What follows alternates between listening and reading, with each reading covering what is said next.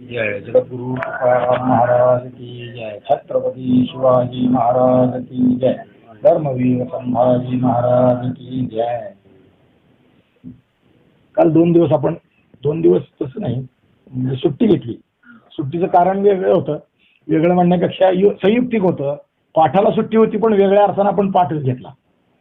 श्रावणी केली परवा दिवशी आपण. श्रावणी म्हणजे काय अनेक जणांना त्या दिवशी शंका होती. काय आपण काय केलं हे कळलं नाही. ते थोडक्यात काय केलं आपण ते कळावं म्हणून थोडं पहिले 1-2 मिनिटं श्रावणीबद्दल आपण बोलू. श्रावणी म्हणजे काय? श्रावणी म्हणजे पहिला विषय असा की जानवे बदलणे. वर्षभर आपण परिधान केलेले जानवे वर्षभरात खराब होतात, त्यामुळे ते बदलायचे असतात. खरं तर दर महिन्याला बदलतात, दर अमावस्येला महिन्याच्या बदलतात, पण आपल्याला होतोच, वेळ होतोच, लक्षात राहतच असं नाही, म्हणून ती नवीन घालायची. पहिला मुद्दा त्यात असा येईल की जानवे हे सगळ्यांना आहेत का? शंका अशी की काही लोकांना वाटतं की जानवं ही केवळ ब्राह्मणाची मक्तेदारी आहे. तसं नाही. समस्त हिंदूंना जानवं आवश्यक आहे. कोणताही धर्मकृत्य करण्यासाठी जानव्याशिवाय म्हणजे धर्माच्या आधारानं पूजेला बसता येत नाही. जानवं हे असलं पाहिजे. पूजेला बसायला धोतर नेसलेलं पाहिजे. सोवळा असेल, रेशमाचं वस्त्र असेल किंवा सुती वस्त्र असेल, सोहळ्याचं कद असेल चालेल, पण सोहळं याचा अर्थ कसा तर सकच्छ असलं पाहिजे. म्हणजे काष्टा घालून बसायला लागतं पूजेला. बिना काष्ट्याचं बसायचं नाही पूजेला. पूजा काय विधी करताना धोतर नेसलं पाहिजे. शक्यतो धोतरचा अर्थच मग धूत वस्त्र, धुतलेलं ते धोतर. 8-8 दिवस न धुता धोतर वापरणं हे योग्य नव्हे.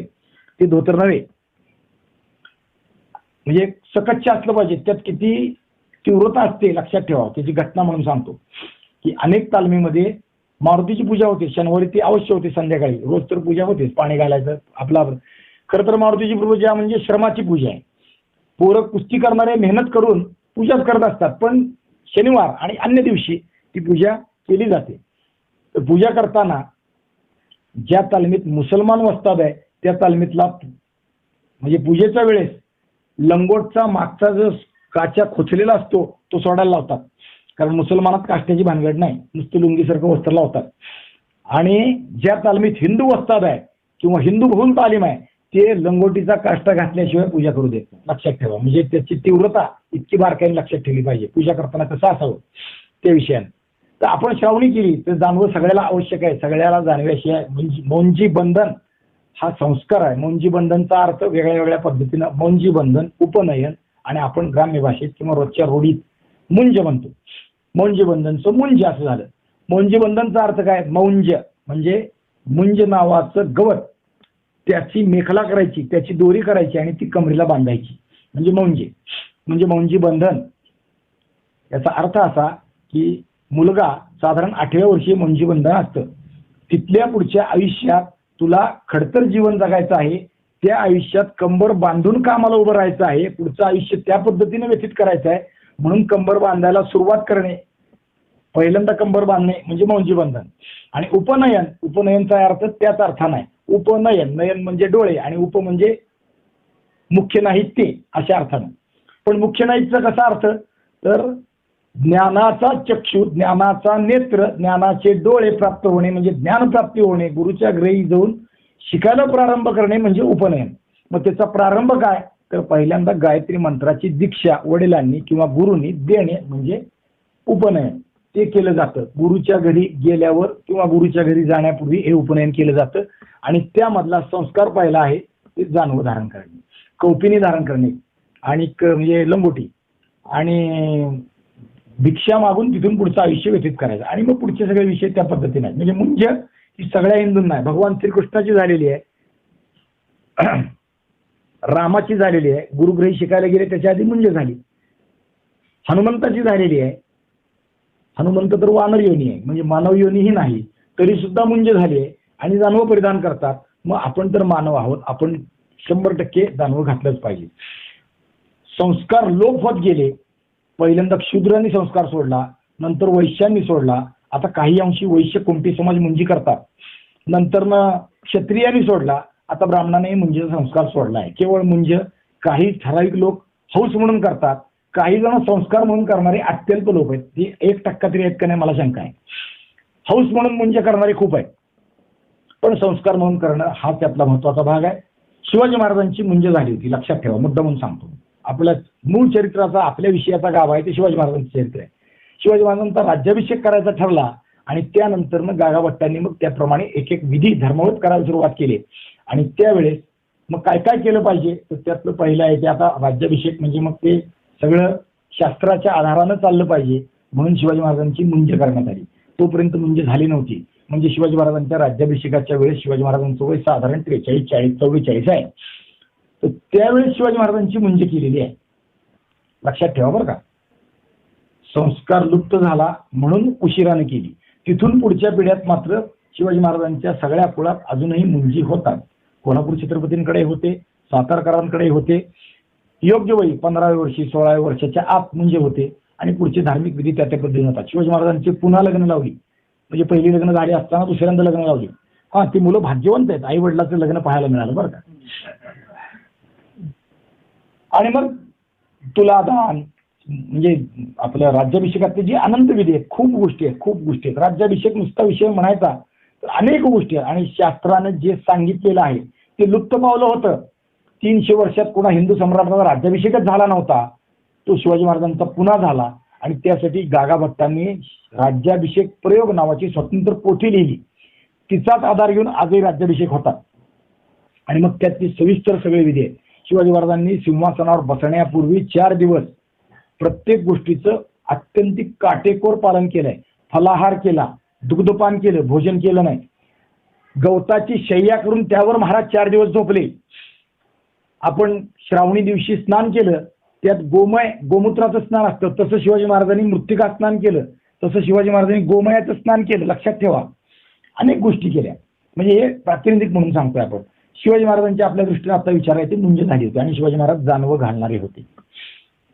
म्हणजे मुंज सगळ्याला आहे, अजूनही ती आहे. आता ती लुप्त पावली हा भाग नाही. आपण मुंज झाल्यानंतर वर्षाला जानवं बदललं पाहिजे, म्हणून श्रावणी दिवशी जानवी बदलली जातात. पहिली जानवी काढून विसर्जित करायची, नवीन घालायची. हा तो विधी आपण केला, विधिवत जसं करायला पाहिजे तसं केला. श्रावणीत जानवे बदलण्याशिवाय अनेक गोष्टी आहेत. एक त्यातला महत्वाचा विधी आहे तो हेमाद्री नावाचा, म्हणजे देवगिरीच्या सम्राटाचा पंतप्रधान होता. तो संस्कृतचा जाणता होता, तो वेदविद्येचा जाणता होता, तो शास्त्राचा अध्ययन करता होता. त्याने अनेक गोष्टीच्या सुधारणा केल्या. त्यातली एक त्याची महत्वाची गोष्ट म्हणजे त्यांनी चतुर्थवर्ग चिंतामणी नावाचा एक ग्रंथ लिहिला. त्या ग्रंथाचं साधारण सार असं आहे की अनेक विधी लोक जे विधी म्हणण्यापेक्षा अनेक गोष्टी प्रत्यक्ष अप्रत्यक्षरित्या लोकांच्या हातून पाप घडतं आणि त्याचं प्रायश्चित्त कसं करावं हे सगळ्याच्या संदर्भाचा ग्रंथ म्हणजे चतुर्थवर्ग चिंतामणी. त्यानं दुसरी गोष्ट केली, त्याने मंदिर स्थापत्याचा एक प्रकार जास्त प्रसृत केला. एका रात्रीत मंदिर बांधलं, किंवा हेमाडपंथी मंदिर आमच्या गावात आहे आपण म्हणतो, त्या मंदिरात चुना विटा बांधकाम नसतं, ते फक्त दगडावर दगड रचून केलेलं मंदिर असतं. आपल्याकडे मंदिर स्थापत्यातली अत्यंत जाणकार आज आपल्या सगळ्याच्या भेटीसाठी आणि परमात्मा पांडुरंगाच्या दर्शनासाठी आलेले आहेत. मागे बसलेत नगरेसर, ती त्यातले फार जाणते आहेत. म्हणजे मी सांगतो यापेक्षा ते फार मोठे आहेत. ते किती मोठे आहेत ते त्यांच्या बरोबर विजयनगरला पाहायला गेलं ना मग कळेल, तोपर्यंत नाही कळणार. तर त्या हेमाद्रीनं मंदिर स्थापत्याचं एक तंत्रच निर्माण केलं किंवा ते जास्त प्रसूत केलं आणि त्याच्या काळात महाराष्ट्राच्या भूमीत अनंत मंदिर उभारली, अनेक मंदिर उभारली. त्याचा करता येतो हेमाद्री. तिसरी गोष्ट हेमाद्रीनं अजून एक केली, काय तर हेमाद्रीनं मराठी भाषा जलद गतीनं लिहिण्यासाठी आज शॉर्टहँड म्हणतो ना आपण, ज्या गतीनं आपण बोलतो त्या गतीनं माणूस लिहितो, ही शॉर्टहँडची पद्धत आहे. ते म्हणजे हेमाद्री म्हणजे शिवाजी महाराजांच्या आधी साधारण 400 वर्ष आहे, म्हणजे आतापासून 700 वर्ष धरू आपण. त्यावेळेस त्यानं मराठी भरभर लिहिण्यासाठी जी लिपी निर्माण केली ती मोडी लिपी, ती हेमाद्रीच्या नावावर सांगितली जाते. त्या हेमाद्रीचा संकल्प पाप प्रायश्चित्ताचा जो विषय मागे सांगितला तो हेमाद्रीने लिहिला. श्रावणीमध्ये संकल्प केला जातो. काय असतो तर वर्षभर माझ्याकडून कळत नकळत सांसर्गिक, संसर्गानं म्हणजे आपल्या बरोबर एखादा मित्र असतो, तो काहीतरी अचकट विचकट बोलतो किंवा तो काही कृत्य करतो, त्याच्या संसर्गानंही घडणारं पाप किंवा आपल्या अप्रत्यक्षरित्या आपण स्वतः पापात तोही म्हणजे सहभागी असतोच असं नाही, पण त्याच्या हातून घडलेली गोष्ट सुद्धा आपल्याला लागू शकते. त्या सगळ्या पापाचं प्रायश्चित्त वर्षभर घडलेल्याचं प्रायश्चित्त म्हणजे श्रावणी. आणि त्याच्यासाठी दशविध स्नान करतो, म्हणजे मृत्तिका स्नान, गोमय स्नान, गोमूत्र स्नान, भस्म स्नान, दुर्वा स्नान, आघाडा स्नान, दर्भ स्नान, सर्वौषधी स्नान आणि आपलं उदक ज्या तीर्थात आपण स्नान करतोय ते, असं 10 प्रकारांना आपण स्नान करतो. ते स्नान नदीला म्हणजे तीर्थात जाऊन सरोवरात जाऊन तिथं करायचे असतात. पण आपल्यापाशी वेळ कमी, आपल्याला अनेक गोष्टीचं व्यवधान, आणि नदीचं पाणी काल महापुरामुळे घाण होतं, गढूळ होतं, कुणाला त्रास होऊ नये, काही पाण्यातून आले घाण तर अंगाला चिटकते, म्हणून आपण ते प्रातिनिधिक स्वरूपात एका जागी बसून ती स्नान केली. आणि ते सगळे जे औषधी ते सांगतात मंत्र ते आपण एकाच पाण्यात घालून आपल्याला प्रोक्षण केलं. म्हणजे हे सगळं आपण केलं. पापप्रायश्चित्त केलं, जानवे बदलले, अजून काय केलं तर धर्मकृत्य प्रारंभ शुभा गोष्टीला म्हणून पहिल्यांदा यज्ञविधी केला. दुसऱ्यांदा ऋषींचं पूजन केलं, सप्तऋषी जे आहेत आपल्याकडे पूज्य आहेत त्यांचं पूजन केलं. आणि मग देवाचं आणि आपल्याला ज्येष्ठ संत मान्यवर वयस्कर लोक यांचं दर्शन करून आपण नित्याचरणाला सुरुवात केली. का श्रावणी म्हणजे आपण काय केलं हे कळावं म्हणून थोडक्यात काल सांगितलं. दुसरी शंका अशी होती की जानवं आपण घातलंय, आता आपण रोज वापरतोय, ह्याचे काही आचार आहेत काय? जानवं हा वेगळा आचार काही नाही.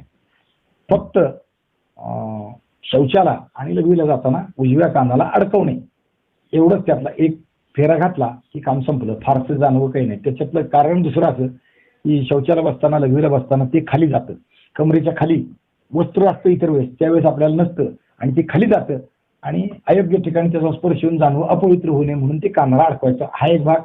दुसरं असं की जानवं कानाला अडकवल्यानं आरोग्यशास्त्राच्या काही गोष्टी आहेत त्या चांगल्या आहेत, त्याचा आहे. म्हणजे लघवी करताना वीर्यनाश होऊ नये म्हणून जानवं कानाला अडकायचं, थोडक्यात ते पण सांगितलं. आणि लघवी आणि शौच झाल्यानंतर हात पाय धुवायचे, डोळ्याला पाणी लावलं की जानवं खाली सोडलं तर चालतं, विषय नाही. तिसरा विषय असा होता की जानवं आता निसर्गतः तुटलं, तो धातू रेशमाचा किंवा ह्याचा असतो, सुताचा असतो, तुटलं तर काय करावं? तुटलं तर नवं जानवं घ्यायचं, आचमन करायचं, 3 वेळा पाणी प्यायचं, केशवास्वा नारायणस्वा माधवास्वा गोविंदान्मा, चौथ्यांदा खाली सोडायचं आणि ते सूर्याला दाखवायचं जानवं. यज्ञोपवितम परमं पवित्रम प्रजापते यत् सहजम पुरस्तात आयुष्यमग्र्यम प्रतिमंच शुभ्रम यज्ञोपवितम बलमस्तु तेजा. हे यज्ञोपवित नवीन यज्ञोपवित धारण करण्याचा मंत्र आहे. हे मला बल प्रदान करो, हे मला शक्ती प्रदान करो, हे मला ज्ञान प्रदान करो म्हणूनचा तो मंत्र सूर्याला दाखवून उजवा हात घालून मग गळ्यात घालायचं आणि जुना येते त्याज्य करायचं. अंत्येष्टीला गेलो म्हणजे मातीला गेलो थोडक्यात, किंवा घरात सोयर सुतक, हा आपल्या ग्रामीण लोक आहेत, आपल्याला सगळ्याला माहित आहे, शहरी माणसाला हे शब्दही माहित नाही का, असं काही आलं तरी जानवं बदलायचं. म्हणजे सगळ्या गोष्टी साधारण लक्षात आल्या म्हणून याव्यात पुढच्या रोजच्या वापरात म्हणून तेवढ्यात ते आपण थोडक्यात सांगून टाकलं. आता आपल्या रोजच्या विषयाकडे जायला हरकत नाही. काही अजून शंका आहे का? जर कोणाला शंका असेल तर आपण सविस्तर त्या शंकेचाही विचार करू, हरकत नाही. आपण मागे पाहत होतो की शिवाजी महाराजांनी कोकणची स्वारी केली, संगमेश्वर, देवरूखचं ते राम मंदिर बांधलं, सान्यांनी स्वराज्य आलं. म्हणजे काय झालं तर पुन्हा मंदिरांची उभारणी सुरू झाली. अनेक गोष्टी, त्या देवरूखला रामाचं मंदिर राम तळ्यात फेकला होता, तो पुन्हा काढला, पुन्हा बांधला. शिवाजी महाराजांनी संगमेश्वर घेतलं आणि जी परकीयांची निशाणी आहेत ते सूर्याची मसनत शिवाजी महाराजांनी लाद घालून पाडून टाकली. स्वाभिमान, निष्ठा या गोष्टी ज्या आहेत या कुणाला त्यावेळेस कळत नव्हत्या, समजत नव्हत्या आणि शिवाजी महाराजांना ते विरोध करत होते. त्यात होते सूर्यराव सुरे, त्यात होते पालवणीकर, त्यात होते जावळीचे मोरे, सगळ्यांचा विचार करत करत आपण आलो. काल एक अजून गोष्ट आपल्या विषयानं शिवचरित्रातली आली, म्हणजे कालचा धावता आढावा घेतो. 2 दिवस आपण मागं पडलो म्हणून, बरं का, पटकन ते लक्षात यावं म्हणून. काय झालं तर शिवाजी महाराजांनी अफजल खान वधानंतर त्यांची इच्छा होती की काय करावं की तुळजाभवानीचं दर्शन आपण सतत व्हावं, पण तुळजापुरी जाऊ शकत नाही. एक तर राजकारण आहे आणि दुसरं अंतर इतकं लांबचं आहे की ते शक्य नाही. आणि म्हणून तुळजाभवानीचंच मंदिर, स्वराज्य आल्यावर काय होतं तर मंदिर उभारतात, शिवाजी महाराजांनी मंदिर उभं केलं. तुळजाभवानीचं मंदिर उभं करण्याचा शिवाजी महाराजांनी विचार केला आणि त्यासाठी अंबाजी नाईक पानसऱ्यांना नेपाळला त्रिशूळ गंडकी नदीतून शिला आणून उत्तम मूर्ती घडवण्याचं काम सांगितलं. त्याप्रमाणे ते नेपाळला गेले. आज सुद्धा नेपाळला जायचं म्हणजे किती यातायात आहे आपल्या लक्षात येते. त्यावेळेस 300 वर्षापूर्वी इथून माणूस जातो, नेपाळला जातो, मोगलांच्या सत्तेतून जातो, जिथं मंदिरं ध्वस्त करणाऱ्या लोकांची सत्ता आहे, फोडणार आहेत, मूर्ती फोडणार आहेत, बुत चिकन असे जे म्हणून घेतात, तेथून ते जातात, नेपाळात जातात, तिथून मूर्ती आणतात म्हणजे तिथून ते दगड आणला आणि शिल्पी बोलावून घेऊन ती मूर्ती उत्तम घडवली आणि मग तिची प्रतापगडावर स्थापना केली. देवाची मूर्ती घडवणं सोपं आहे, त्याचा वर्षभर व्यवहार टिकवणं फार अवघड आहे. ती सगळी व्यवस्था शिवाजी महाराजांनी करून दिली. आपण तो काल विचार करत होतो. अनेक गोष्टी केल्या. नित्याच्या पूजेला विश्वनाथ भट हडप यांना पूजा व्यवस्था सांगितली. स्वतः महाराज देवीचे भोपे बनले, भक्त बनले. रोजच्या देवीच्या पूजा अर्चेत, रोजच्या व्यवस्थेत काही गोष्टी भोपे म्हणून करायच्या असतात, किंवा वर्षाला पौर्णिमा येतात आणि अष्टमी असते, नवरात्र असतं, या काळात हातामध्ये पोत घेऊन देवीचा जागर करणे, नाचणे म्हणून आपण थोडक्यात. नाचणं हा पुढचा भाग आहे, पण जागर करणे, उदो उदो करणे हे भोप्याचं काम आहे. नित्याच्या नैवेद्यानंतर देवीच्या पुढचं खरकट काढणं हे भोप्याचं काम आहे. ते महाराजांनी स्वतः घेतलं. राजा आहे बरं का, पण राजा असून देवाप्रती किती लीन, लक्षात ठेवा. म्हणजे देव माझ्याहून मोठा आहे ही भावना आहे ना, ती आपल्याकडे आहे. ही सगळ्याच गोष्टीत दिसते असं नाही, मुसलमानाकडे दिसेल असाही भावना आहे. कारण राजा आणि धर्मगुरू एका ठिकाणी जर मुसलमान ह्याच्यात आले तर राजा धर्मगुरूपेक्षा जास्त वरिष्ठ स्थानी बसतो. अजूनही मुसलमान आपल्याकडे धर्मगुरू आलो तर आपण घरामध्ये त्याच्या समोर त्याला पाठ टाकतो, पण आपण समोर बसतो. लक्षात ठेवा, आपला विचार करा. एखादा महाराज, महात्मा, संत, साधू, व्यक्ती, संन्यासी ज्याला म्हणू आपण, असा किंवा अन्य कुणी ज्येष्ठ व्यक्ती आली आणि आपल्या घरात आली तर आपण काय करतो, त्याच्या बरोबरच्या आसनावर बसतो का? नाही बसत. ते शिवाजी महाराजांनी केलेलं आहे.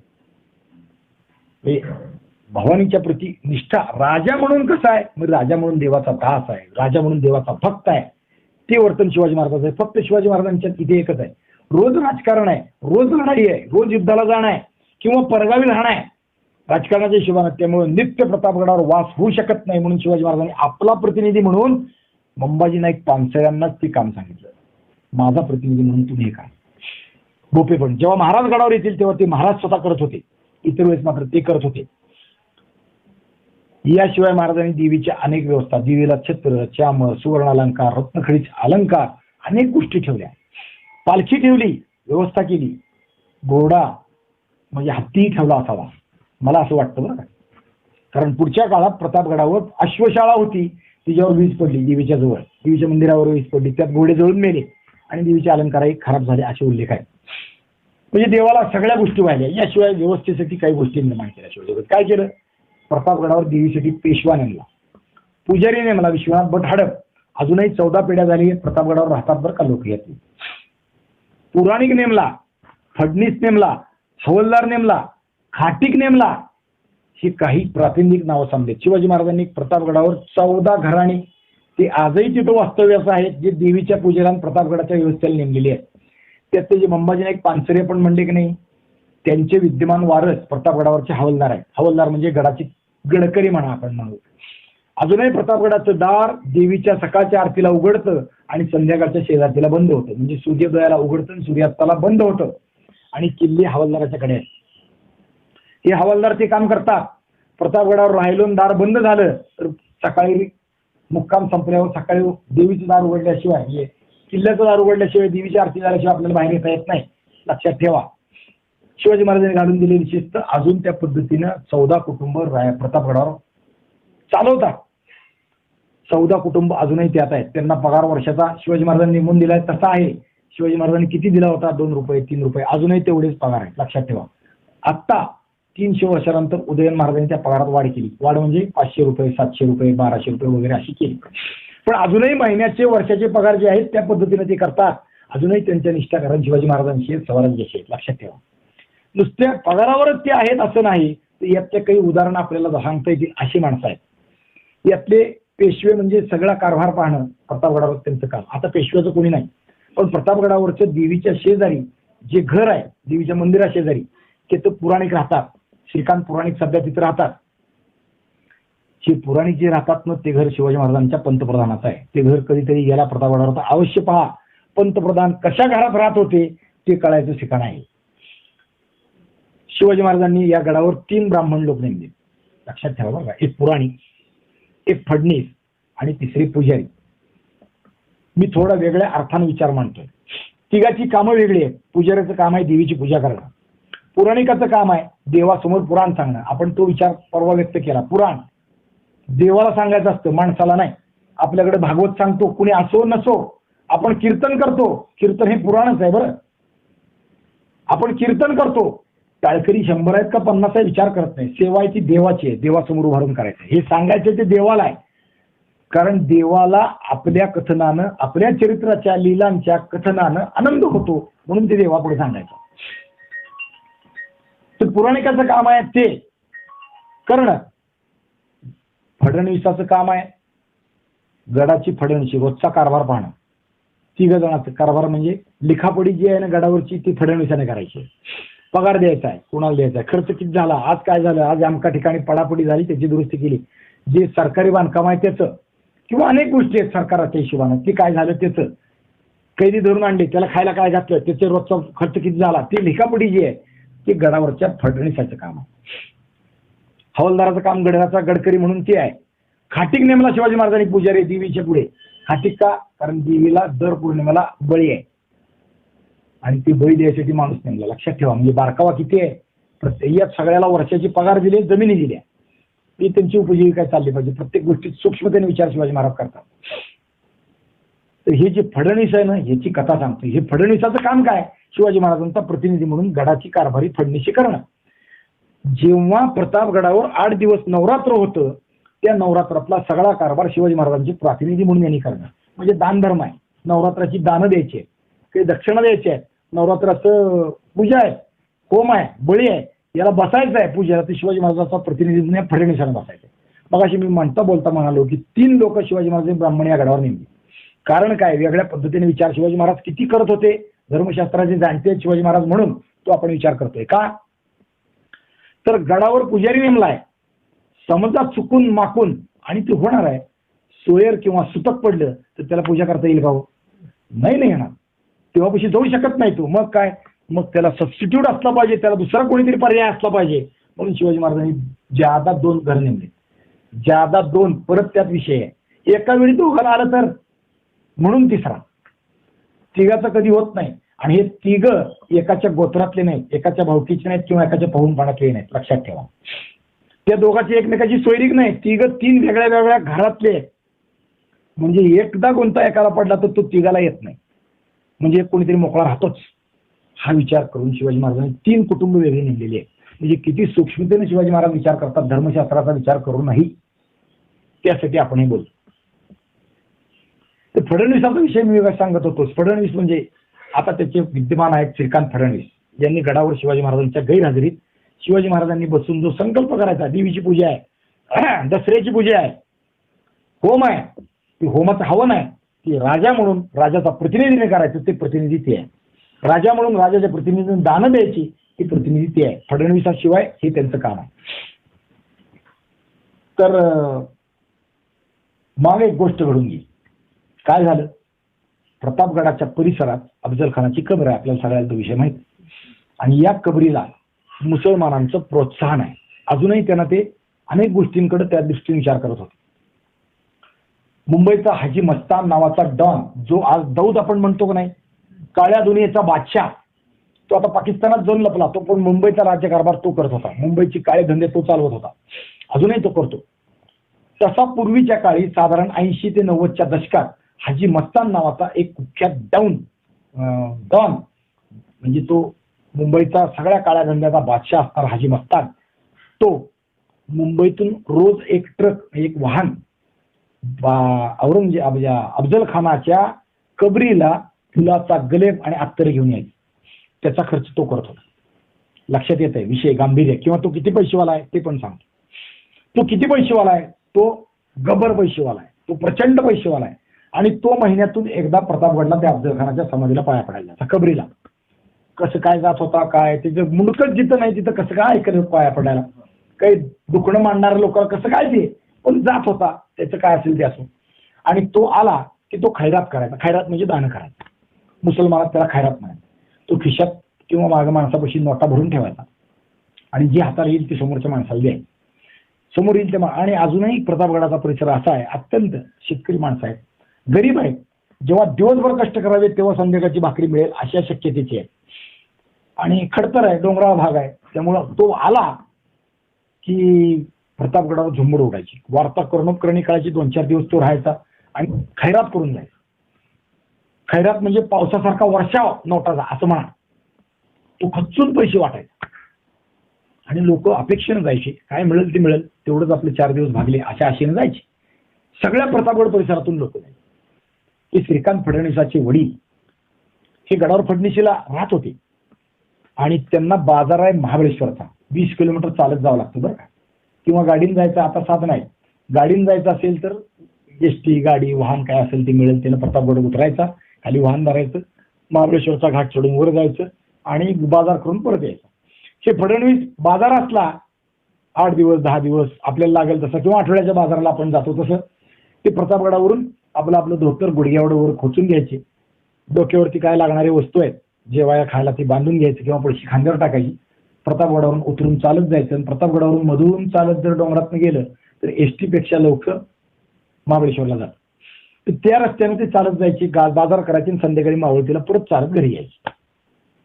नेहमीप्रमाणे ते बाजारला गेले, माघारी आले. माघारी येताना दाऊद जो हाजी मस्तान होता तो हा खैरात करायला आला होता. लोक त्याच्यासमोर उभारून पैसे घेत होते आणि मग तो खिशातून पैसे काढायचा, ज्याच्या नशिबाला जेवढे येतील तेवढ्या हातावर टाकत टाकत टाकत जायचं.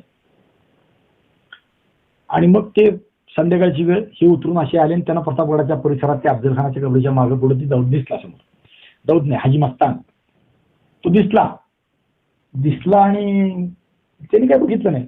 फडणवीसांनी बघितलं, आपल्या आपल्या रस्त्याने चालायला लागली.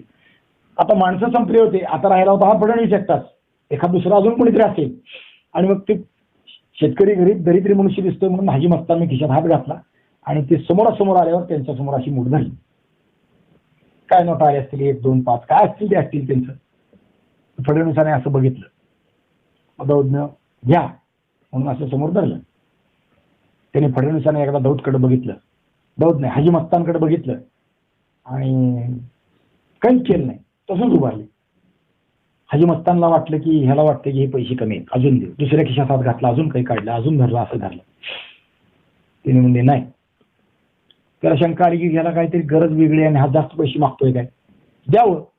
म्हणून त्यानं अजून पैसे नोटा काढल्या, हातात धरल्या आणि द्यायला. ते म्हणले नाही, मी आल्यावर इथं गर्दी उडते आणि हजारो लोक इथे येतात, मी सगळ्याला पैसे देतो, सगळे उंजळी पैसे घेऊन जातात, हा मनुष्य म्हातारा दरिद्री नाही म्हणतोय काय. ह्या गुडघ्यावर धोतर लावले, अंगात एखादी बंडी असेल, खांद्यावर उपरण असेल, डोक्यावर धान्य बांधून आणलेलं आठवड्याचं डोक्यावर घेऊन चाललाय आणि हा काहीच नाही म्हणतोय. दाऊदला विशेष वाटलं, काय भानगड आहे. तो म्हणला का कमी आहेत काय, अजून देऊ. ते म्हणजे नाही. मग का नाही घे. आणि मग त्यांनी दिलेलं उत्तर आहे ना ते आपला विषय आहे. ते म्हणाले मी शिवाजी महाराजांचा माणूस आहे.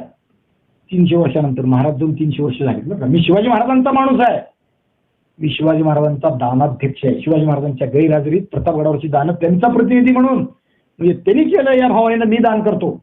माझा हात असा आहे, घेणारा हात नाही. म्हणजे अजून शिवाजी महाराजांच्या निष्ठा आमच्यात कशा आहेत. मी शिवाजी महाराजांचा माणूस आहे, तुझं दान घेतो काय. मी शिवाजी महाराजांच्या वतीनं दान करतो, मी तुझं दान घेतो काय. मी दरिद्री आहे काय, मला पगार 2 रुपये आहे वर्षाचा, तरी आमच्या निष्ठा हे आहे. शिवाजी महाराजांनी केलंय ना ते हे केलंय. नेमलेली माणसं आहेत ना आजही ती तशी आहे. महाराज जाऊन 300 वर्ष झाले पण त्यांच्या निष्ठा अजूनही तशी आहे. मग त्यावेळेस किती तीव्र असतील. मुरारबाजीनं तुझा कौल घेतो काय म्हणणं, रामाजी पांगऱ्यानं तुझा कौल घेतो काय म्हणणं. अरे तू तुझ्या काय त्या जिंदगानी नुसतीच नाही, सरंजामीवर, तू तुझ्या वतनावर.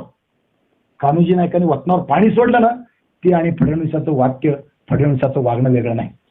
मग त्या गोष्टीची लक्षात तीव्रता आपल्याला कळते. आणि अजूनही ही माणसं प्रतापगडावर याच निष्ठेने राहतात, लक्षात ठेवा. म्हणजे आपला विषय चालू आहे प्रतापगडावर शिवाजी महाराजांनी काय काय करून दिलं त्या पद्धतीने. माणसं नेमली ना ती अशी नेमली. बाजीप्रभू सारखा मनुष्य असेल किंवा फडणवीसासारखा मनुष्य असेल, कान्होजी नायकासारखा असेल, मुरारबाजी सारखा असेल, कोंडाजी फर्जंदासारखा अलौकिक चरित्र आहे. काय मनुष्य आहे. आधीचं चरित्र फारसं माहित नाही. कोंडाजीच्या 2च गोष्टी आयुष्यात त्या सगळ्यांना माहित आहेत. एक, त्यांनी 60 माणसांशी पणाला घेतला हे विशेष. चित्रपट पाहिला असेल तर ठीक आहे, नसेल तर आपली कोंडाजी येणार आहे आपल्या चरित्रात. 60 माणसं, 350 बुरुजाचा किल्ला आणि 60 माणसांशी घेतो. जिथं शिवाजी महाराजांना स्वतःला, नेताजी पालकराला स्वतःला 2दा पराभव पत्करावा लागला. शिवाजी महाराज 10,000 लष्कर घेऊन मिर्झा राजांच्या बरोबर असताना, म्हणजे मराठी 10,000 बरं का, मिर्झा राजांची फौज वेगळी. आणि त्यानंतर एकदा शिवाजी महाराज पन्हाळ्यावर चालून गेले आणि शिवाजी महाराजांना पराभव पत्करावा लागला. शिवाजी महाराज पळून आले. लक्षात ठेवा, पळून आलेत म्हणजे विषय नाही, पराभव पत्करावा लागला. अनेक मराठी, हजार मराठी कापले गेले, कुणी जखमी झाले, कुणी गेले. तो किल्ला हा कोंडाजी घेतोय आणि 60 माणसं घेऊन जातोय. किती विशेष आहे. हे कुठून बळ येतं? हे बळ आहे ना, ते शिवाजी महाराजांनी निर्माण केलेलं बळ आहे. तुझा कौल घेतो का? हे बळ आहे ना, हे शिवाजी महाराजांनी निर्माण केलेलं बळ आहे. म्हणजे विषय तो आहे. 60 माणसांशी जातो, पन्हाळा घेतो. जंजिरा जिंकण्याची शिवाजी महाराजांची इच्छा आहे. संभाजी महाराजांच्या काळात तो पुन्हा घ्यायची इच्छा आहे. पुन्हा म्हणजे संभाजी महाराजांनाही अशा अर्थानं पुन्हा. जंजिरा हा स्वराज्यात कधीही आला नाही, हे लक्षात ठेवा. शिवाजी महाराजांच्या आधी जेव्हा सिद्धीने तो जिंकला, रामापोळ्याला दारू पाजून जंजिऱ्यात सिद्धीने प्रवेश केला आणि तेव्हापासून जंजिरा कधीही स्वराज्यात आला नाही. इंग्रजी शासनात, इंग्रजी अंमलाखाली आला, पण जंजिऱ्याच्या सिद्धीचं संस्थान स्वतंत्र होतं. भारत 15 ऑगस्ट 1947चा स्वतंत्र झाला, पण जंजिरा स्वतंत्र झाला नाही. तो जंजिऱ्याच्या सिद्धीच्या ताब्यात होता. पुढे जंजिरा स्वराज्यात यायसाठी, म्हणजे आपल्या भारताच्या प्रजासत्ताकात यायसाठी स्वतंत्र लढाव द्यावा लागला आणि पुढे 2 वर्षांनी जंजिरा स्वराज्यात आलेला आहे. लक्षात ठेवा. हा जंजिरा घेण्याचा प्रयत्न कोंडाजी फर्जंदाने केला. संभाजी महाराजांच्या शब्दावर दोघांचं भांडण केलं, खोटं खोटं भांडण केलं. संभाजीराजाशी माझं भांडण झालंय म्हणून जंजिरेकर सिद्धीला जाऊन कोंडाजी मिळाला आणि जंजिऱ्यात जाऊन आहे. सिद्धीला असं वाटावं की हा खरंच संभाजीराजाशी भांडलाय. भांडण खोटं होतं. योजना होती ती पुढची होती. संभाजीराजे किनाऱ्यावर पुढच्या गोष्टीची वाट पाहत होते आणि कोंडाजीनं आत जाऊन भेद करायचा ठरलं होतं. माणसं आत घातली, किल्ला फोडायचा आणि किल्ल्याचा तोफखाना जिथं ठेवलाय, दारुगोळा जिथं ठेवलाय, तो दारुगोळा, दारू कोठार कोंडाजीनं पेटवायचं, उडवून टाकायचं आणि मग बाहेरून संभाजी महाराजांनी त्याच्यावर हल्ला करायचा, अशी योजना होती. खरोखर हे कृत्य काही सोपं होतं का हो? हे मृत्यूच्या ओठात नव्हे, नरड्यात जायचं काम होतं. ओठात ठीक आहे, जीवन जीवच्या आत नरड आहे, ते नरड्यात जायचं काम होतं, ते कोंडाजीने केलं आणि खरोखर त्यात कोंडाजीचा अंत झाला. लक्षात ठेवा. सिद्धीने त्याला पकडला दारुगोळा पेटवताना. सिद्धीला कळालं की हे गुह्य काय, हा काय झाला. राहिला काही दिवस आणि कोंडाजीला पकडलं आणि कोंडाजीला सिद्धीनं गर्दन मारली. लक्षात ठेवा, कोंडाजीचा अंत इतका भयानक आहे. पण जे केलं ना ते स्वराज्यासाठी केलं, जे केलं ना ते स्वराष्ट्रासाठी केलं, जे केलं ना ते स्वधर्मासाठी केलं, जे केलं ते स्वदैवासाठी केलं. म्हणून त्यांची चरित्र आपण, संत चरित्रे, परमपवित्रे, सादर वर्णावी या पद्धतीने त्यांची चरित्र आपण, हे संतच आहे, नाही म्हटलं तर संत पदाला अपमान होईल असा आहे. शिवाजी महाराजांचं चरित्र का, असे अनेक जणांची माळ ज्यांनी गुंफली ते शिवाजी महाराज आहे. कोंडाजी असेल, नेताजी असेल, तानाजी असेल, कितीतरी गोष्टी आहेत. आणि शिवाजी महाराजांचा चरित्र घेऊन चाललं ना तरच उन्नती आहे, नाहीतर अवनती आहे. अनेक गोष्टीत आपण तुमच्या व्यक्त करतो ज्या ज्यावेळी विषय येतो तसा. जेव्हा जेव्हा आम्ही म्हणजे आता स्वातंत्र्य प्राप्तीनंतर किंवा आधी सुद्धा शिवाजी महाराजांच्या नंतर शिवाजी महाराजांना विसरतो तेव्हा तेव्हा आमचा पराभव होतो. मुंबईचं उदाहरण आहे. येथे ऐसे ठाणे घालतो की शत्रूची ठाणी दहशत खाऊन उठून निघून जातील. सिंधुदुर्ग बांधताना शिवाजी महाराजांनी दिलेले शब्द आहे. आम्ही अशी ठाणे घालायला नालायक ठरलो. मुंबईकडे आमचं लक्ष नव्हतं आणि परिणामता पाकिस्तानातून मुंबईत सागरी मार्गाने हल्ला झाला, मुंबईत ध्वस्त झाली. एक उदाहरण. दिल्लीला काय झालं, पार्लमेंटवर हल्ला झाला, कारण आमचा आदर्श शिवाजी महाराज नाही.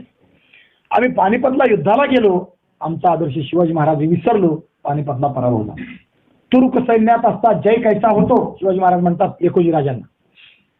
पानिपतच्या युद्धातलं एक कारण आहे, पेशव्यांनी आपल्या पदरी मुसलमान सैनिक ठेवले आणि मुसलमानांनी धर्माचा विषय आला की जिहाद म्हणून मराठ्यांशीच युद्ध, पगार खाल्ला पेशव्यांचा आणि पेशव्यांच्या विरुद्ध युद्ध केलं. अब्दाली बरोबर युद्ध केलं.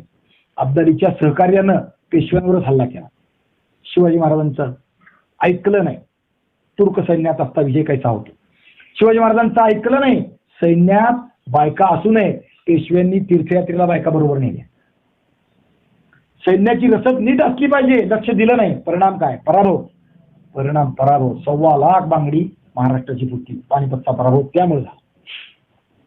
पेशवे एकटेच कारणीभूत आहे असं नाही, पेशव्यांच्या बरोबर बाकीचेही सहकारी तेवढेच कारणीभूत आहेत. असं असताना आपण वेगळं वागतोय, हे बंद करा, हे ठणकावून राजालाही सांगणारे लोक असले पाहिजे.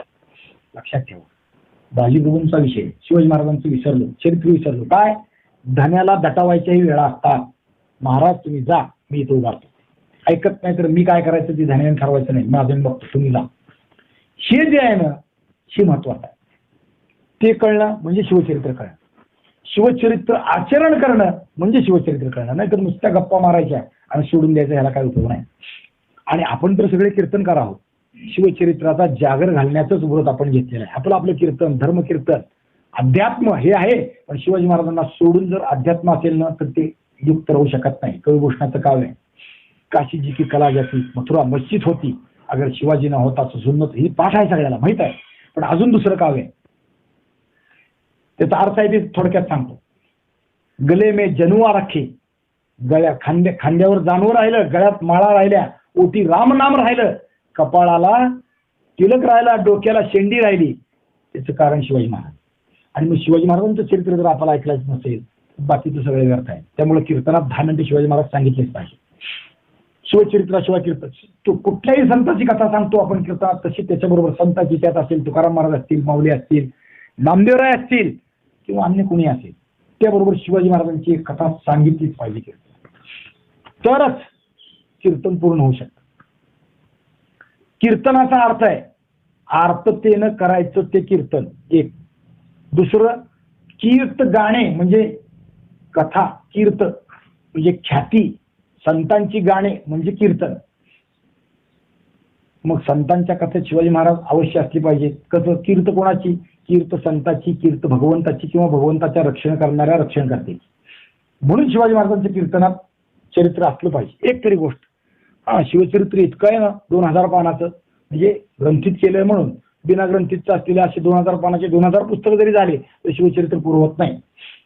एखादा विषय आपल्या कीर्तनाच्या, अभंगाच्या, निरूपणाच्या विषयानं 100% तुम्हाला तो मिळू शकतो त्या पद्धतीनं. त्यामुळे ते कीर्तनात आलं पाहिजे.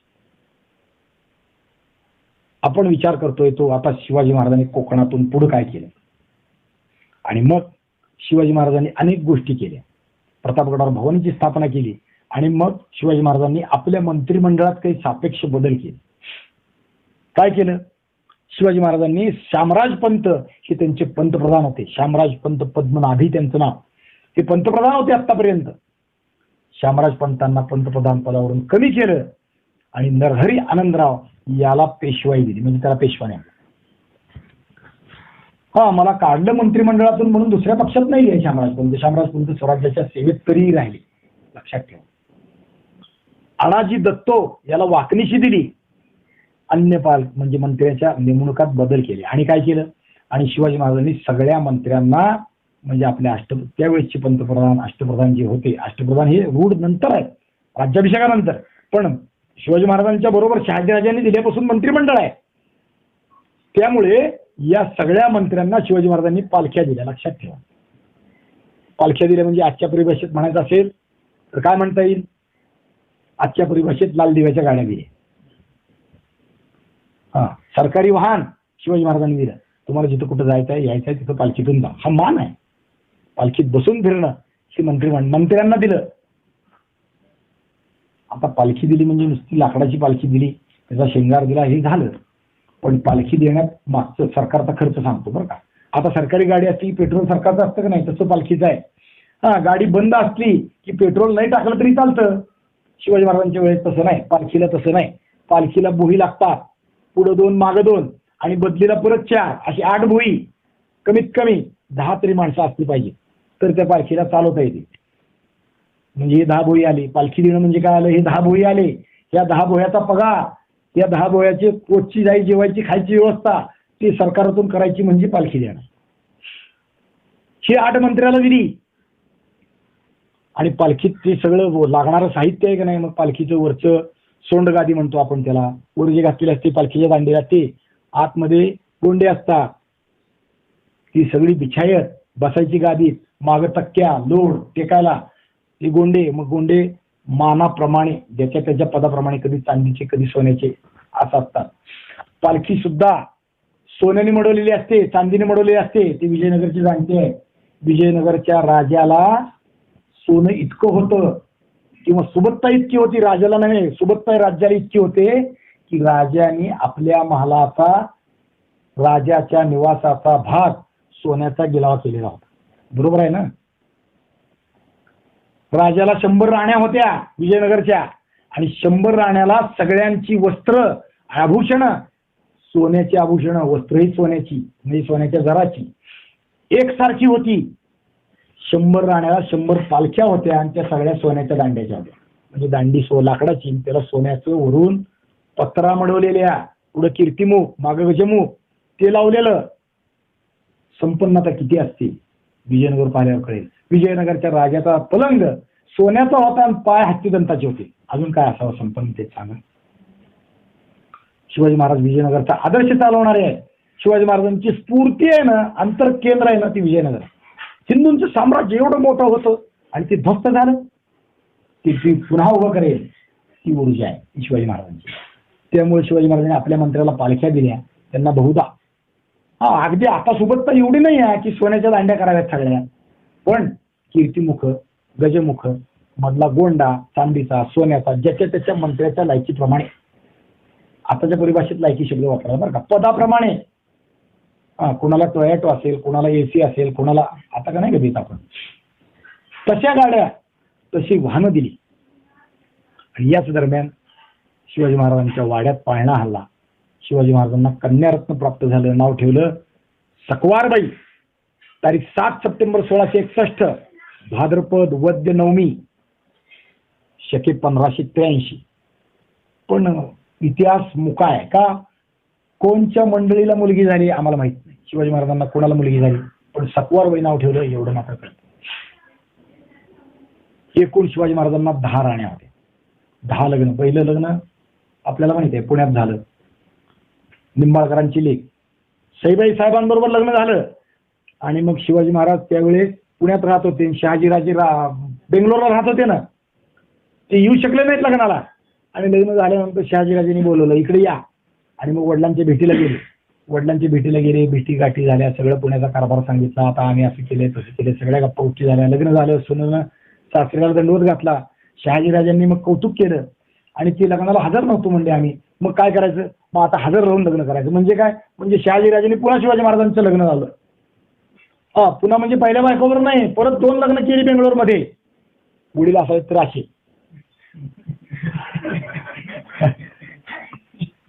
पहिल्या लग्नाला गैरहजर होतो म्हणून दुसरं लग्न. त्यावेळेस पद्धत होती, रूढ होतं. 3-3 लग्न, 10-10 लग्न हा त्यावेळेसचा राजसंस्कार होता. अनेक लग्न ही राजाच्या किंवा मोठेपणाचं लक्षण होतं त्यावेळेस.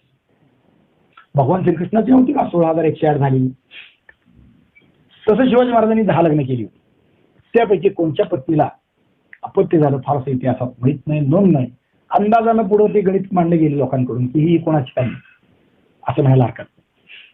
याच काळात शाहिस्ते खान स्वराज्यात धामधूम करत होता. 2 मिनिटात आपण संपू बरं का.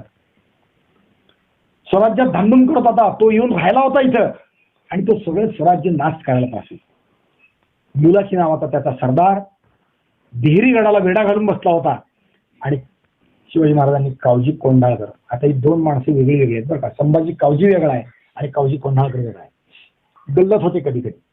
या कावजी कोंढाळकरला काम सांगितलं आणि त्यानं काय केलं, बुलाखीवर चाल केली, हल्ला केला. बुलाखीची 400 माणसं मारून काढली. 400 लक्षात ठेवा. आणि बुलाखीचा वेढा उधळून टाकला. म्हणजे एक एक मनुष्य कसा आहे असा आहे. यावेळी शिवाजी महाराज उष्णतेची मध्ये आता सप्टेंबर ऑक्टोबर सुरू झाला. ऑक्टोबर हीट आपण ज्याला म्हणतो ती सुरू झाली. हस्ताचं ऊन ऑक्टोबरमध्ये असतं साधारण, बरोबर आहे ना. थोडंसं मागे पुढे होतं. नवरात्राच्या दरम्यान ती येतो हस्त नक्षत्र. हस्त नक्षत्राला आपण जुने कपडे, जुने अलंकार, हे हस्ता किंवा जुन्या पोथ्या, हस्ताचं ऊन दाखवायला बाहेर काढतो. हस्त नक्षत्राच्या काळातलं ऊन हे कडक असतं, उष्णता जास्त असते. त्या उन्हात ठेवलेली वस्तू वर्षभर खराब होत नाही. लक्षात ठेवा. पोथ्या वगैरे असतील ना तर त्यात अवश्य ठेवत जा, खराब होत नाही. वस्त्र जुनी रेशमी लोकरीची त्यात ठेवावी, तीही खराब होत नाही. वर्षभर काही कसर लागत नाही त्याला, म्हणून हातात ठेवतात. पण हे ऊन कधी कधी जातक ठरतं. उष्णतेसारखं उन्हाळ्यासारखं ऊन असतं. म्हणून शिवाजी महाराज यावेळी वर्धनगडावर जाऊन उष्ण काळी राहिले. थोडंसं विश्रांती, उन्हाचा तगदग नको, त्रास नको म्हणून थोडा काळ राहिले. आजची वेळ माझ्या अंदाजाने संपत आली आहे. 9:05 झालेली आहे. थोडीशी ओळख करून देतो आता दोघांची. बाकीच्याला सगळ्याला काही जणांना माहित आहे, काही जणांना माहित नाही. म्हणजे आजच्या पुरता हा विषय आपण इथे थांबू. अजून पुढचा विषय आपल्याला कसं नामदार खान, जामदार खान, सरफराज खान यांचा पराभव केला शिवाजी महाराजांनी हे पाहायचं आहे. आज आपल्याकडे 2 पाहुणे आहेत. 2 पाहुणे नाहीत, ते आपल्या कुटुंबातले सदस्य आहेत, घटक आहेत. दोघंही आपल्यातले. एक आहेत मोहन महाराज शेलार, जे शिवचरित्राला मागं पंढरपुरात राहून ऐकायला आपल्यात असायची, चातुर्मासात राहत होते. आता व्यवधानं वाढली आहेत, आता रोज कीर्तन आहे, पण शिवचरित्राशिवाय त्यांचंही कीर्तन पुरं होत नाही. ते मोहन महाराज शेलार काल गजानन महाराज मठात कीर्तन होतं म्हणून पंढरपुरात आले आहेत. देवदर्शनही घडतं, कीर्तन तर भाग आहेच आहे. रोज आमंत्रण दिल्यावर जायचं, नाही म्हणायचंच नाही, जे बोलवलं त्याच्याकडे जायचं. त्यामुळे ते आले आहेत. ते बरोबर येताना मला माहित नव्हतं, ते बरोबर येताना नगरेश्वरांना घेऊन आले आहेत. दुसरे ते नगरेश्वर आहे, हे इतिहासाचे फार मोठे अभ्यासक आहे. दिसतंय तसे व्यक्तिमत्व नाही आहे ते. हे विजयनगरचा विजयनगर म्हणजे आता आपण शिवाजी महाराजांचा विषय जो बोलतोय ना, ज्या विजयनगरचा जिहाद म्हणून सगळ्या मुसलमान सत्तांनी एक येऊन पराभव करून ध्वस्तता केली, जे विजयनगर पुढे अनेक वर्ष जळत होतं मुसलमानाच्या या क्रूर कृत्यामुळं, नुसतं विठ्ठल मंदिर 6 महिने जळत होतं, असा विजयनगरचा जे खडतर अभ्यास करतात, शनिवार रविवार ते पुण्यात राहतात, पुण्याच्या जवळ उर्ली काचिंद राहायला आहे. शनिवार रविवार सुट्टी मिळाली की सर कुठे आहेत, ते विजयनगरला आहेत. वर्षातून त्यांच्या 50 खेपा विजयनगरला होतात. सारखं वाचन चालूच असतं. ती देहानं पुण्यात असतात, मनानं मात्र विजयनगरलाच असतात. आता ते देहानं विजयनगरला राहायच्या नादात आहेत. असं एक थोर व्यक्तिमत्व. त्यांचा अभ्यास किती आहे. गो बम देगलूरकर नावाचे डेक्कन कॉलेजचे नुसतं प्रिन्सिपल म्हणलं ती कुलगुरू ज्याला म्हणू, आपले शेखर महाराजांचे जे चुलते विद्वत्ता म्हणून मी सांगितलं बरं का. शेखर महाराज म्हणजे त्यांचे चुलते म्हणजे कसे असले पाहिजेत बघा. असे गोबम देगलूरकर त्यांना बरोबर घेऊन जातात हंपीला, विजयनगरला किंवा मद्रास भागात. ते इतिहासाचे मोठे अभ्यासक आहेत. ते स्वतः गोबम देगलूरकर, ते धर्मशास्त्राचे जाणते आहेत, ते स्थापत्यशास्त्राचे जाणते, ते मंदिर शैलीचे जाणते आहेत, ते स्वतः अनेक पुस्तकांचे रचयिते. तुम्हाला काही मंदिरावर अभ्यास करायचा असेल तर गोबम देगलूरकरांचं पुस्तक वाचल्याशिवाय मंदिराचा अभ्यास पुरा होत नाही, अशी व्यक्तिमत्व आहे. ते या आपल्या नगरी सरांना बरोबर घेऊन जातात आणि तिथे गेल्यावर म्हणतात, शहाजी आता तू हे मंदिर सांग, मी ऐकतो. एवढा त्यांचा म्हणजे अभ्यास आहे. दांडगाव काय म्हणू आपण त्याला, वकूब आहे. सिद्धार्थ आहेत ते पण. त्यांनी पुस्तक लिहिले विजयनगरवर, ज्याला पुरस्कार मिळाले. आणि जे पुस्तक अमेझॉनवर, पुस्तक किरकोळ बाजाराच्या विक्रीला नव्हे, अमेझॉनवर पहिली एडिशन संपली, अशा पुस्तकाचे सिद्धार्थ लेखक आहेत. ते आपल्या नशिबानं आज ती पंढरपुरात भगवंताच्या दर्शनाला मोहन महाराजाबरोबर आलेले आहेत, कीर्तनाला आलेले आहेत. आणि ते शिवचरित्र त्यांच्या अंतरंगात ठासून भरलेलं आहे. आपला योग चांगला की अशी 2 मोठी माणसं आज ऐकायला येत आहेत. त्या दोघांचं स्वागत करतो. आज आनंदाचा दिवस आहे खऱ्या अर्थानं. काल नारळी पौर्णिमा, राखी पौर्णिमा, काल आपण रक्षाबंधनाचा सण साजरा केला. धर्मरक्षेचं बंधन काल आपल्या हाताला बांधलंय आपण सगळ्यांनी. आणि ते धर्मरक्षेचं बंधन ज्यांना बांधून घेतलंय असे 2 राखी पौर्णिमेच्या निमित्तानं आपल्याकडे भेटायला आले. अजून काय पाहिजे. तर त्यांचं स्वागत करतो, आनंद व्यक्त करतो. आणि आजच्या चरित्राला आज दोघं काही बोलाल का, 1-2 मिनिटं 5 मिनिटं. अगदी अगदी आनंदाचा विषय आहे. तर त्यांना ती विनंती करतो की त्याने ते 4 आपलं विचार व्यक्त करावे. नाही बसा इथे यावं. हे घ्या तुम्हाला. नाही मी आपण त्या जागेवरती बसा. नाही या इकडे या. आवाज खणखणीत आहे माझं. अहो बसा 1-2 मिनिटं. बस आपण त्या जागेवर बसा. बस आपण बसा. मी बोलतो.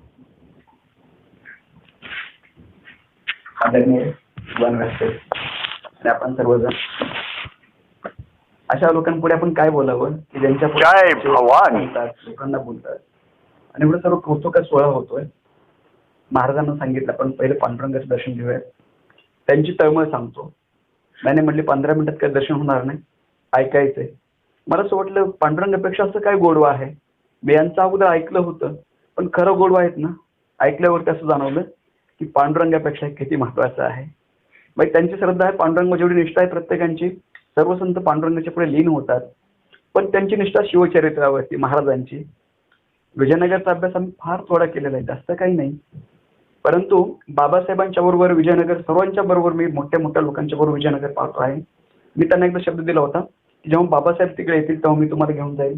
माझ्याकडनं ती फार मोठी अक्षम्य अशी चूक झालेली, गडबडीत आली. हो. आणि पण त्यांच्यामध्ये सांगू काही लोक, मी खूप लोकांशी संपर्क आहेत, देशांच्या लोकांचे, परदेशाच्या, पण प्रत्येक लोकांशी, विद्वानांशी संपर्क मी ठेवलेला आहे. इंग्रजीमध्ये त्यांच्याशी बोललो असतं. काही लोकांशी मराठी, हिंदी, इंग्रजी, काही प्रकारचे लोक आहेत. आपल्या डोक्यामध्ये बऱ्याच प्रकारची घाण टाकतात. फार मोठं आपल्याला कुचंबना करतात. पण अशा वेळेस शिवचरित्र जगणारे आणि दुसऱ्याला जगायला लावणारे काकाश्रींसारखे त्यांचे वारसदार सुद्धा ना, त्यांच्याविषयी प्रचंड आज उरू भरून आलं. ऐकताना अंग शहारत असायचं की हे लोक खरं आहेत ना, हे जगतात आणि दुसऱ्याला प्रेरणा देतात. एक कौतुकाची गोष्ट सांगतो, महाराज आहेत ना, ते आपले विद्यार्थी आहेत खरं, त्यांच्यामुळे आपल्यापर्यंत येण्याचा योग आला. आणि हे खरं आहेत ना, मी म्हणतो कीर्तनकारांना सांगणं, कारण आपण जवळपास हजारो लोकांच्या पुढे बोलत असता, तेव्हा ह्या गोष्टी, हे धगधगती आग आहे, ज्योत आहे, ते पेटवण्याचं कार्य काकाश्री करतात. हे त्यांना काकाश्री म्हणतोय, ते मोठे काकाश्री, ते छोटे काकाश्री, परंतु ते धग पेटवायचं काम हे करतात. आणि असे लोक समाजामध्ये फार दुर्मिळ आहेत, जे आचरणात सुद्धा शिवाजी महाराज जगतात. बाबासाहेबांनंतर मी जर खरं सांगेन ना, तर हेच व्यक्ती त्यांचे वारसदार आहेत. वाड्यावरती कित्येक प्रकारचे लोक पाहतो, बाबासाहेबांपुढे येतात, वेगवेगळ्या प्रकारचे नाटक काय करतात, थांबतात, परंतु त्यांच्या पुढे मी सांगेन, खरं बाबासाहेबांच्या बरोबर तिथे राहण्याचा अधिकार ज्या व्यक्तीला आहे, मी सर्वांच्या पुढे जाहीर सांगतो आणि बाबासाहेबांच्या पुढे मी सांगतो की अधिकार त्यांच्याकडे आहे. खरं त्याचे उत्तर आहेत हे आहे. आणि शिवचरित्र सांगण्याचा मान हा त्यांना आहे. मला इथलं काही कळत नाही, मी फक्त अभ्यासक आहे, वाचतो, ऐकतो, पाहून कॉपिंग करणं अभ्यास नाही तो, पण असं बोलणं तेवढा धगधगत्याने त्याच्यावरती अधिराज्य गाजवणं बारीक काम नाही हे मित्र हो. ते खरं जगतात, जपतात. आणि त्यांचा चेहरा वगैरे बघा, काय चेहरा होते, माझ्या चेहऱ्यावरती असे बरेचसे डाग वगैरे आले, त्यांचा चेहरा आजही संत तुकाराम महाराजांचा जो मावळ पण आहेत ना चेहरा, मला बऱ्याचशा वेळा असं वाटतं की त्यांना घेऊन एखादा सिनेमा करावा. एवढासा गोड चेहरा आहे आणि भाषा माधुरी एवढा आहे की त्यांची जी चुणूक आहे ना, शब्दांची चुणूक, गोडवा कुठेही नार करतात. कारण मोहन महाराजांनी त्यांचे, ते सर्व मोहन महाराज आहेत ना, ते आम्ही सर्व शिष्य, आम्ही आपल्याला गुरु मानतो नाही. तर त्यांनी जो काल धगधगला सांगितलं ना, ते सर्व आपण त्यांना भरलेली आग आहे. तोफही तुम्ही तोफा तयार करायची, कारखाने तयार करतात, तोफा तयार करायची, फक्त कुठं पेटवायची तर तुम्ही ठरवायचं.